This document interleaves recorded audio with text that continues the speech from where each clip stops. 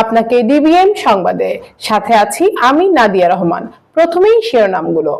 কোটা না মেধা স্লোগানে আবার কাঁপল ঢাকার রাজপথ।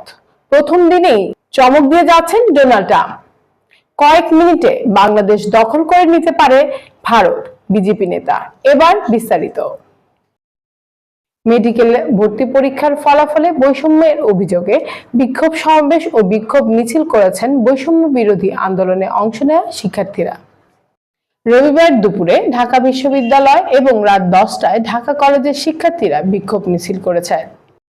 ঢাকা কলেজ শিক্ষার্থীরা বিক্ষোভ মিছিল নিয়ে নীলক্ষেত সায়েন্স ল্যাব ঘুরে এসে ঢাকা কলেজের সামনে বিক্ষোভ সমাবেশ করেন।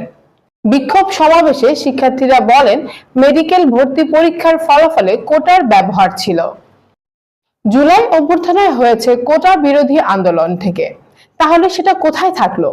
70-এর অধিক নম্বর পেয়েও চান্স হয়নি, আবার 40 পেয়েও নেওয়া হয়েছে।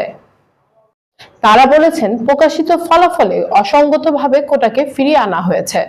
আমরা কোটার বিরুদ্ধে আন্দোলন করে স্বৈরাচারকে হটিয়েছি।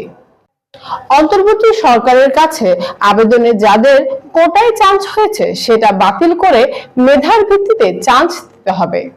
কয়েক মিনিটে বাংলাদেশ দখল করে নিতে পারে ভারত বলে হুঁশিয়ারি দিয়েছেন ভারতের পশ্চিমবঙ্গের বিধানসভার বিরোধী দলনেতা ও বিজেপি নেতা শুভেন্দু অধিকারী।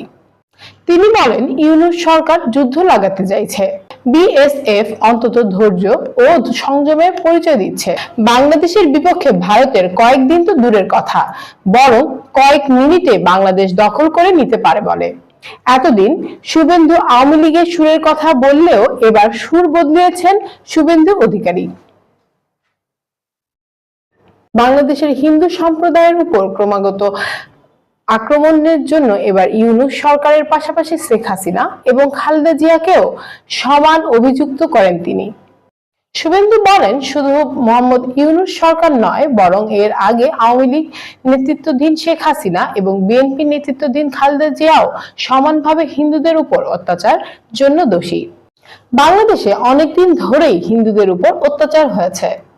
এতক্ষণ শুনছিলেন ডিবিএম সংবাদ। সাথে থাকার জন্য ধন্যবাদ।